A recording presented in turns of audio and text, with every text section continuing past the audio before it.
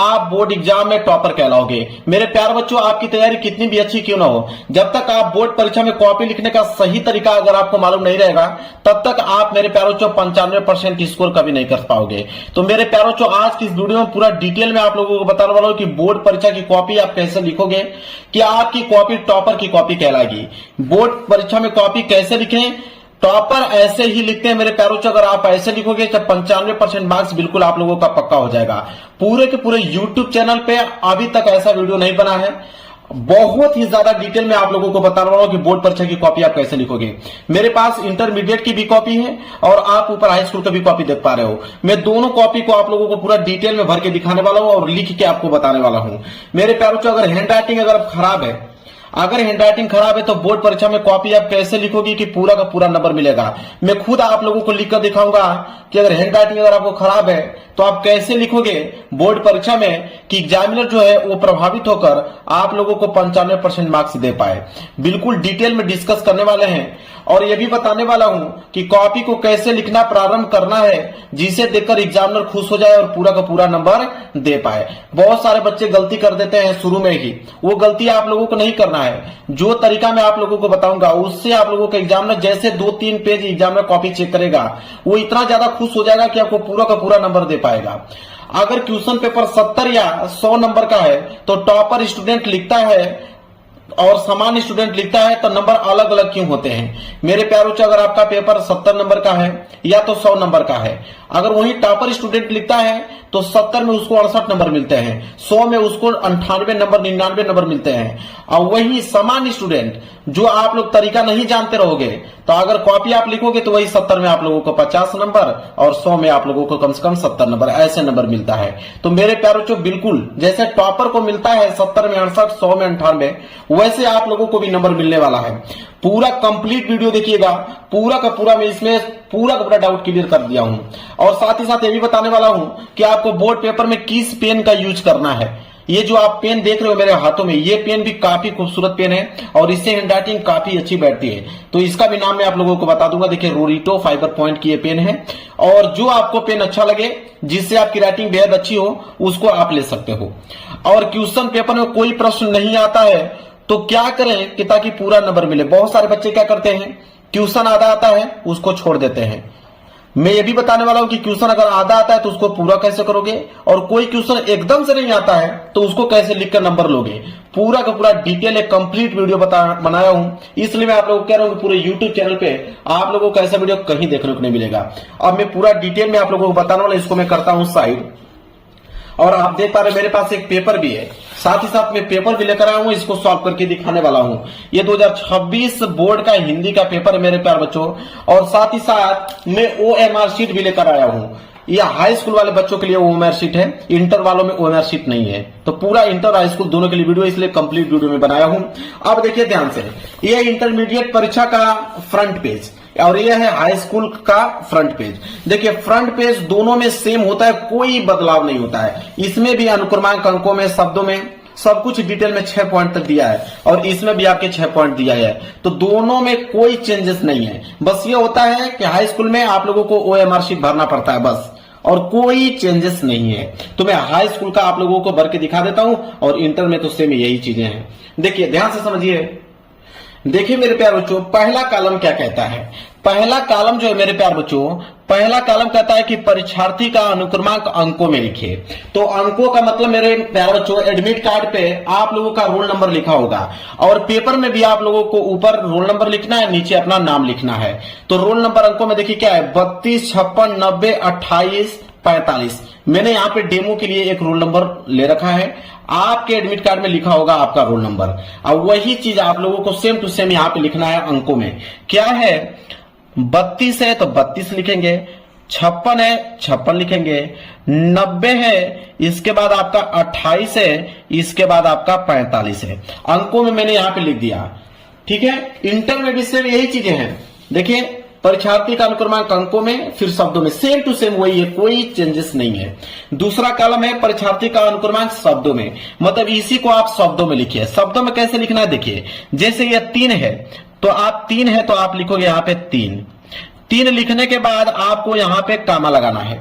3 के बाद यहां पे 2 है तो आपको लिखना पड़ेगा यहाँ पे 2, इसके बाद कामा लगाना है 5, इसके बाद 5 आ गया तो आपको लिखना है यहाँ पे 5, 5 लिखने के बाद फिर आप कामा लगाओगे, इसके बाद 6 है तो आप 6 लिखोगे, ठीक है, इसके बाद फिर कामा लगाओगे, इसके बाद 9 है तो आप यहाँ पे 9 लिखोगे, इसके बाद फिर कामा लगाओगे, इसके बाद 0 है तो आप यहाँ पे 0 लिखोगे, इसके बाद यहाँ पे कामा लगाओगे, 0 के बाद 2 है तो आप यहाँ पे 2 लिखोगे, फिर कामा लगाओगे, इसके बाद 8 है तो यहाँ पे नीचे आप लिख सकते हो, 8 है तो यहाँ पे नीचे लिख दीजिए 8, इसके बाद कामा लगाइए, 4 है तो आप लिखिए 4 इस तरह हिंदी में, इसके बाद कामा लगा दीजिए, इसके बाद फिर 5 है तो आप लिखिएगा यहाँ पे 5, ठीक है, इस तरह आपको शब्दों में लिखना है। तो अंकों में भी लिखना मैंने बता दिया, शब्दों में भी मैंने बता दिया, क्लियर है। तीसरा कॉलम क्या है, तीसरा कॉलम है विषय एवं प्रश्न पत्र।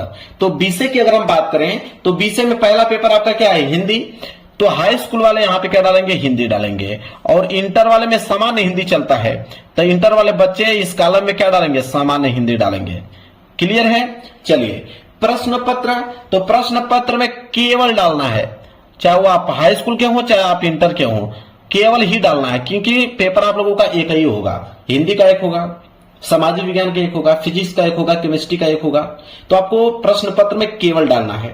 इसके बाद है प्रश्न पत्र पर अंकित संकेतांक। अंकित संकेतांक का मतलब क्या होता है, 824 IJ, यही कोड होता है, इसी को बोलते हैं अंकित संकेतांक। इसको लिखना बहुत जरूरी है, भूलना नहीं है। 824 है तो आप सही सही इसको देख लिख दीजिएगा, 824 IJ, तो यहां लिखिएगा I और यहां पे लिखिएगा J, IJ कंप्लीट हो गया यहाँ पे। चलिए अब अगला कॉलम देखते हैं। अगला कॉलम है परीक्षा का दिन। तो आप जिस भी डेट का पेपर है आप लोगों को, उस दिन जो कौन सा भी दिन होगा उसको याद कर लीजिएगा। अगर सोमवार होगा तो आप सोमवार डालिएगा, मंगलवार होगा तो मंगलवार डालिएगा, कोई ना कोई दिन तो होगा ही होगा।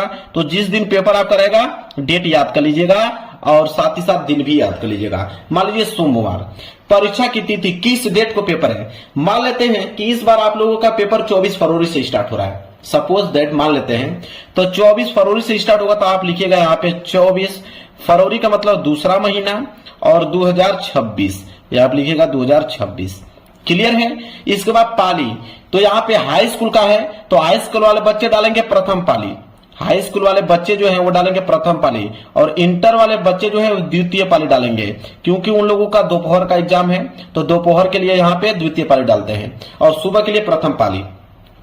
इसके बाद केंद्र का नाम, तो केंद्र का नाम मतलब जहां पे आप लोगों का सेंटर गया है, जिस विद्यालय में बैठ के आप पेपर दे रहे हो उसका नाम लिखना है। तो केंद्र के नाम तो देख लीजिएगा कहां पे आप लोगों का सेंटर गया है।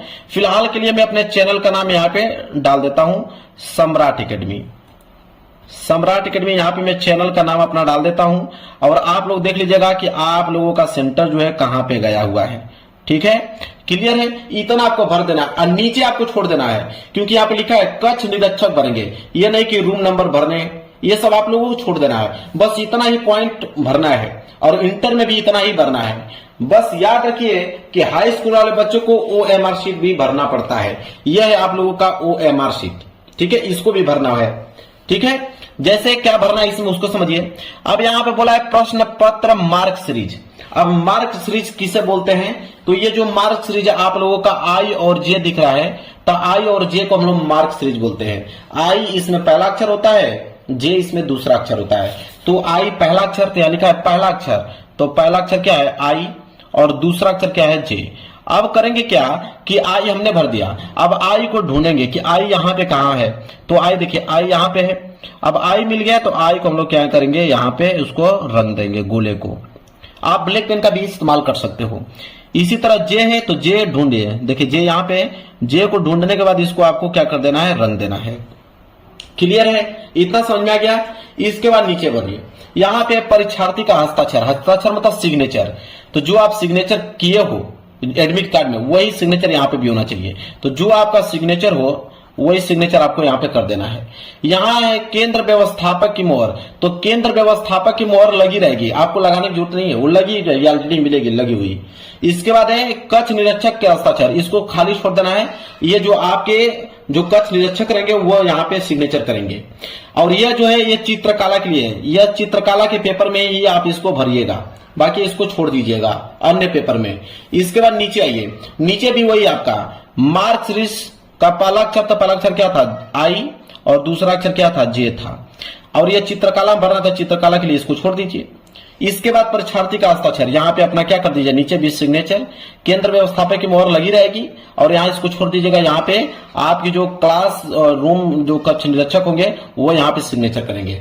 बस इतना ही OMR शीट में आप लोगों को भरना है। अब ये हो गया पूरा का पूरा यहाँ पे समाप्त। अब होगा बोर्ड एग्जाम की कॉपी कैसे लिखते हैं। अब यहाँ पे जब इसको पलटोगे मेरे प्यार बच्चों, तो आपके सामने आएगा पहला पेज। जब इस तरह पलटिएगा तो पहला पेज आपके सामने आ जाएगा, और जब पहला पेज आएगा तो यहाँ पे मैं लाइन खींच के लेकर आया हूं। वहां पे लाइन विदाउट लाइन का रहेगा, आपको लाइन खींचना पड़ेगा। तो आप ब्लैक पेन का इस्तेमाल कर लीजिएगा, और ब्लैक पेन से आप लोगों को यहाँ पे लाइनिंग खींचना ही होगा, वो भी डबल लाइनिंग। जिस तरह यहाँ पे खींचा हुआ है, मैं एक बार लाइव में खींच के आप लोगों को दिखा देता हूं ताकि आप समझ पाओ कि कैसे यहाँ पे खींचना है। ऐसे आप लोगों को खींचना है मेरे प्यारों बच्चों। खींच दिया आपने। चलिए, इसके बाद मेरे प्यारों बच्चों करना क्या है, सबसे पहले ध्यान रखिएगा जो बता रहा हूं। सबसे पहले हर एक पेज पे आपको रोल नंबर लिखना पड़ेगा। यहाँ पे मेरे प्यारे बच्चों रोल नंबर हर एक पेज पे आप जरूर से जरूर अपना लिख डालिए। रोल नंबर आप लिख दीजिए, क्योंकि कॉपी आपकी कोई भी चेंज नहीं कर सकता है। इसके बाद मेरे प्यारे बच्चों आपको क्या करना है, एक चीज ध्यान रखिएगा। अब आपको पेपर लेना है, और पेपर लेने से पहले आप इस बात को ध्यान रखें कि बोर्ड परीक्षा में प्रश्नों को सीरियल से करने की कोशिश करें। ठीक है, पहले प्रश्न पहला करें, दूसरा करें, तीसरा करें, चौथा करें, पांचवा करें। यह है आप लोगों का सीरियल। अगर आपको प्रश्न नहीं आ रहा है कोई दिक्कत नहीं है, आप जो भी प्रश्न आ रहा है उसको आगे कर सकते हो। अगर प्रश्न पांचवा आ रहा है तो पहले पांचवा ही करिए, प्रश्न 10वां है तो प्रश्न 10वां ही करें। लेकिन कोशिश ये रहे कि अगर आपको याद है तो आप पहला, दूसरा, तीसरा, चौथा ऐसे ही करिए, और नहीं याद है, जो याद है भाई उसको तो करना ही पड़ेगा। क्लियर है? चलिए, अब यहाँ पे मैं पेपर लाता हूं। ठीक है, पेपर जब हम लाएंगे यहाँ पे तो देखिए यह हाई स्कूल का पेपर है मेरे प्यारे बच्चों। तो हाई स्कूल में मेरे प्यारे बच्चों क्या है कि बहुविकल्पीय प्रश्न आता है, 20 बहुविकल्पीय प्रश्न आता है। जैसे खंड अ में आपके 20 बहुविकल्पीय प्रश्न देगा, देखिए 20 नंबर का, और इनका उत्तर आपको OMR शीट पे करना होगा। कहां पे? OMR शीट पे करना होगा। समझिए, जैसे यहाँ पे पहला प्रश्न दे रखा है, पहला प्रश्न है कि शुक्ल युग के लेखक नहीं है। तो शुक्ल युग के लेखक इन चारों ऑप्शनों में से कौन नहीं है? वो है आपके भारतेंदु हरिश्चंद्र जी। तो पहले का डी सही है ना, तो आपको करना क्या है कि पहले का डी सही है तो पहले का डी यहाँ पे आपको इस तरह क्या कर देना है, रंग देना है। रंगने के बाद आप नीचे आइए, और पहले का डी सही है तो पहले का यहाँ पे आपको इस तरह डी इस तरह लिखना पड़ेगा। क्लियर है? चलिए, इसी तरह दूसरा प्रश्न भी दिखा देता हूं। इसी तरह दूसरा प्रश्न है मेरे प्यारे बच्चों कि पूस की रात कहानी के लेखक हैं। तो पूस की रात कहानी के लेखक कौन है? मुंशी प्रेमचंद्र जी। बी वाला सही है, मतलब दूसरे का जो है वो बी ऑप्शन सही है। तो दूसरे का बी सही है, तो आप दूसरे का बी यहाँ पे इस तरह आपको कलर कर देना है ध्यान से। ठीक है, पूरा अच्छे तरीके से। और दूसरे का बी सही है तो आप नीचे दूसरे का बी यहाँ इस तरह आपको लिखना पड़ेगा, दूसरे का बी। क्लियर है? इस तरह करते करते 20 बहुविकल्पीय प्रश्नों को आपको इस तरह लिख देना है, और 20 बहुविकल्पीय प्रश्नों को यहाँ पे रंग देना है। समझ में आ गया आप लोगों को? बहुविकल्पीय प्रश्न कर लोगे, कोई दिक्कत नहीं। चलिए, अब यहां से आप लोगों को लिखना है बोर्ड एग्जाम की कॉपी पे खंड ब वर्णात्मक प्रश्न। अब खंड ब वर्णात्मक प्रश्न लिखना है मेरे प्यारे बच्चों। तो देखिए कैसे बोर्ड एग्जाम की कॉपी पे आप लिखोगे, ध्यान दीजिएगा, समझिएगा, क्योंकि मेन चीज यही है। तो खंड ब है। अब यहाँ पे आप सबसे पहले ऊपर डालिएगा खंड ब। यहाँ पे क्या डालेंगे आप? खंड ब। ये आपकी हेडिंग होगी खंड ब। इस तरह आप लोगों को पहले हेडिंग ऊपर डालना है खंड ब। खंड ब हेडिंग डालने के बाद स्केल की सहायता से आप इसके नीचे क्या करोगे? अंडरलाइनिंग करोगे खंड ब। क्लियर है? अब वर्णात्मक प्रश्न है तो उसी के आगे आप लिखिए यहाँ पे वर्णात्मक प्रश्न। वर्णात्मक प्रश्न, खंड ब वर्णात्मक प्रश्न। जिस तरह मैं बता रहा हूं आप उस तरह लिखिए मेरे प्यारे बच्चों, 1 नंबर एग्जामिनर आप लोगों का काट नहीं सकता है। खंड ब वर्णात्मक प्रश्न। क्लियर है? इसको भी आप स्केल की सहायता से यहां पे अंडरलाइन कर दीजिएगा ताकि दिखने में अच्छा लगे। तो खंड ब वर्णात्मक प्रश्न यहां तक हो गया। अब दिया है प्रश्न संख्या 21। प्रश्न संख्या 21 दिया है तो आप यहां पे एक लाइन का गैप छोड़कर आप डालोगे प्रश्न उत्तर संख्या 21। तो यहां पे लिखोगे आप कि प्रश्न उत्तर संख्या 21, अब प्रश्न उत्तर संख्या 21 है तो आप लिखोगे प्रश्न उत्तर संख्या 21। इस तरह हेडिंग बिल्कुल साफ सुथरी रहनी चाहिए आप लोगों को अगर आप टॉपर बनना चाहते हो। तो प्रश्न उत्तर संख्या 21 है, आप प्रश्न उत्तर संख्या 21 इस तरह आप लोगों को डाल लेना है, कोई दिक्कत नहीं होना चाहिए। अब मेरे प्यारे बच्चों देखिए प्रश्न उत्तर संख्या 21 हो गया। अब 21 में बोला है कि निम्नलिखित में से किसी एक गद्यांश पर आधारित सभी प्रश्नों के उत्तर दीजिए। अब यहाँ पे दो गद्यांश है, एक क वाला है और एक अथवा करके दिया हुआ है ख वाला। तो या तो क वाला कीजिए या तो ख वाला। अगर आप क वाला करने जा रहे हो तो आपको यहाँ पे लिखना पड़ेगा कि क, यहाँ पे आपको इस तरह लिखना पड़ेगा क, और क लिखने के साथ साथ आपको संकेत भी लिखना पड़ेगा। तो आप हेडिंग डालोगे उसी के जस्ट आगे संकेत। अब संकेत क्या होता है उसको समझिए, संकेत कैसे लिखा जाता है। आप इसके नीचे स्केल की सहायता से अंडरलाइन कर सकते हो, ठीक है, यहां पे भी आप अंडरलाइन कर सकते हो। जितना अच्छे से लिखोगे उतना ही ज्यादा बेहद अच्छा नंबर मिलेगा आपको। संकेत आपको लिखना है, संकेत लिखने का तरीका क्या है उसको समझिए। संकेत में आपको लिखना कैसे है कि शुरू के कुछ वर्ड लिखना है, जैसे कुसंग का ज्वर, तो कुसंग का ज्वर यहाँ आपका शुरू से कुछ लाइन लिख दीजिए, फिर डॉट डॉट डॉट डॉट करते करते लास्ट की लाइन जो है ले जाएगी इसको लिख दीजिए। यह होता है संकेत लिखने का तरीका। जैसे कैसे लिखना मैं बताता हूं। कुसंग का ज्वर, तो यहाँ पे आप लिखोगे शुरू के लाइन कि कुसंग का ज्वर, कुसंग का ज्वर, ये आपने लाइन लिख दिया। फिर आपको डॉट डॉट करते जाना है और लास्ट की लाइन क्या था, ले जाएगी, तो यहां पे लिखेगा ले जाएगी, यही था ना, ले जाएगी, ले जाएगी, आपको ऐसे लिख देना है। इसके बाद खड़ी पाई, इस तरह को संकेत लिखना है ताकि एग्जामिनर को पता चल पाए कि आप क किए हैं कि ख वाला किए हैं। इस तरह आपको लिखना है संकेत। अब जाके देखिए इस गद्यांश के नीचे 3 प्रश्न हैं, पहला, दूसरा, तीसरा। पहला है कि उपयुक्त गद्यांश का संदर्भ लिखिए। तो संदर्भ लिखने जा रहे हो तो एक लाइन का गैप छोड़ो। अब यहाँ पे पहला वाला करने जा रहे हो तो यहाँ पे लिखो पहला, ऐसे लिखना है।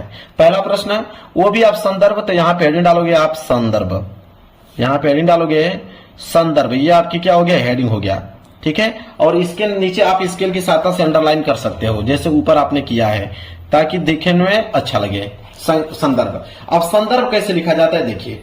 अब ये गद्यांश है तो आप लिखोगे कि प्रस्तुत गद्यांश, देखिए समझिए आप कैसे लिखोगे कि प्रस्तुत गद्यांश।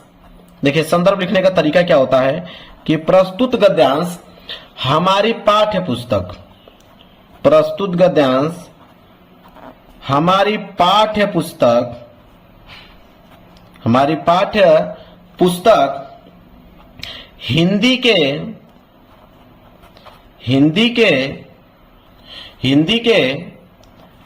गद्य खंड में संकलित, हिंदी के गद्य खंड में संकलित, हिंदी के गद्य खंड में संकलित। अब किस चैप्टर से लिया गया, आप चैप्टर का नाम तो आप समझिए। यहां पे बोला है कि कुसंग का ज्वर सबसे भयानक होता है, ये केवल नीति और सद्गति का विनाश नहीं करता बल्कि बुद्धि का भी क्षय करता है। किसी युवा पुरुष की संगति के बारे में बात किया गया, मतलब मित्रता चैप्टर से लिया गया है। तो जो चैप्टर का नाम लिखना है उसको आपको ब्लैक पेन से लिखना है। तो प्रस्तुत गद्यांश हमारी पाठ्य पुस्तक हिंदी के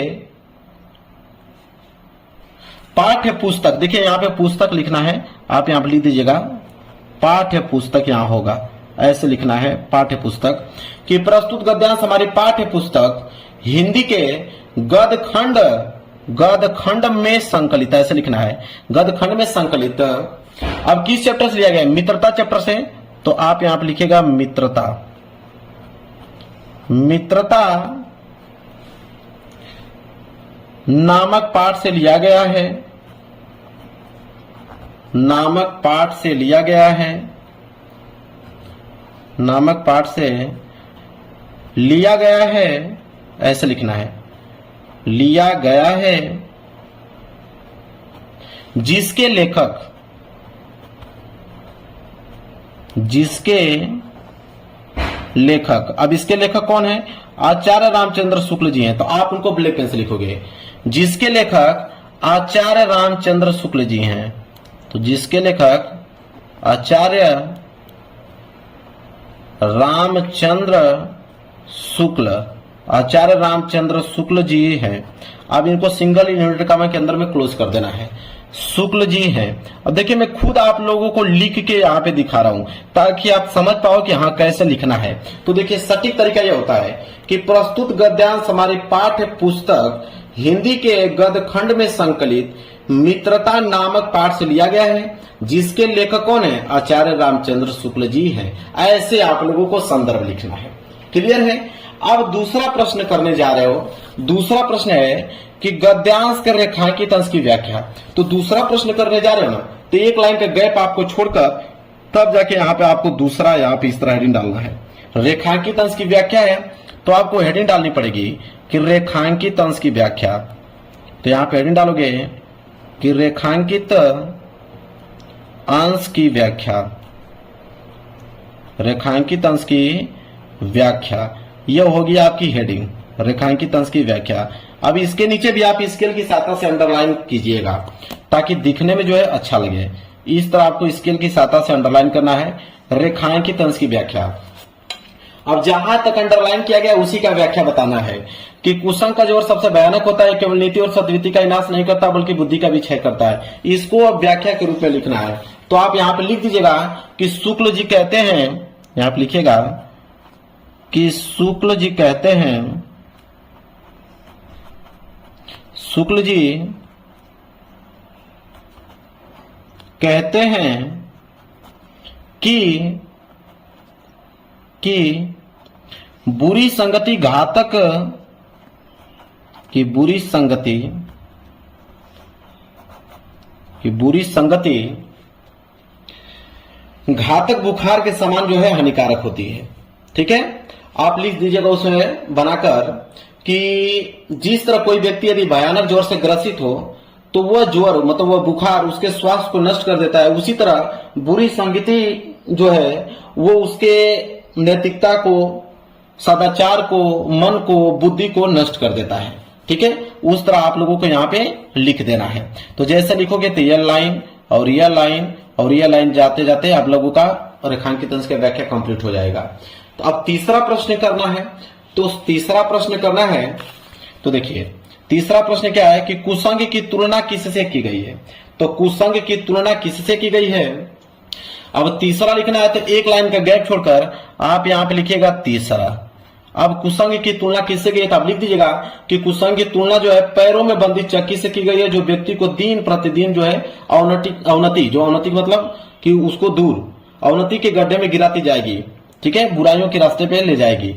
अब यहाँ पे जो उसका व्याख्या है मतलब उसका जो सारांश है उसको आप लोगों को इस तरह लिख देना है। अब 3 प्रश्न यहाँ पे हो गए बिल्कुल कंप्लीट। अब एग्जामिनर जो है इस तरह अगर आप लिखोगे तो एग्जामिनर बिल्कुल प्रभावित हो जाएगा। तुरंत आप लोगों का 2 नंबर इस पे देगा, 2 नंबर इस पे देगा और नीचे 2 नंबर देगा। 6 नंबर बिल्कुल आप लोगों का क्लियर हो जाएगा। और यह पेज जब भर जाए तो आपको यहाँ पे क्या लिख देना है, PTO पेज टर्नओवर लिख देना है। अब पेज टर्नओवर हो गया, आप पेज को पलट दीजिए। अब यहां से प्रश्न उत्तर संख्या 21 के बाद 22 करना चालू कर दीजिए। उसी तरह अब यहाँ पे प्रश्न उत्तर संख्या 22 डालिएगा, फिर संकेत जो भी है उस तरह आपको करते चलना है। और याद रहे कि आप सीरियल करिए और काट पीट नहीं होना चाहिए। गलत जो होगा उसको काट पीट नहीं आपको करना है। कुछ गलत भी हो जाए तो उसको छोड़ दीजिए, उसी तरह काट पीट करने की जरूरत नहीं है। अगर इस तरह सीरियल बाय सीरियल पूरा लिखते चले गए तो मेरे प्यारे बच्चों यकीन मानिए कि 95% लाने से कोई नहीं रोक सकता आप लोगों को। और बोर्ड एग्जाम में कॉपी ऐसे ही लिखी जाती है। तो वीडियो को लाइक कर देना, चैनल पर नए हो तो चैनल को जरूर सब्सक्राइब कर लेना। मिलेंगे एक प्यारे से नेक्स्ट वीडियो में, तब तक के लिए धन्यवाद।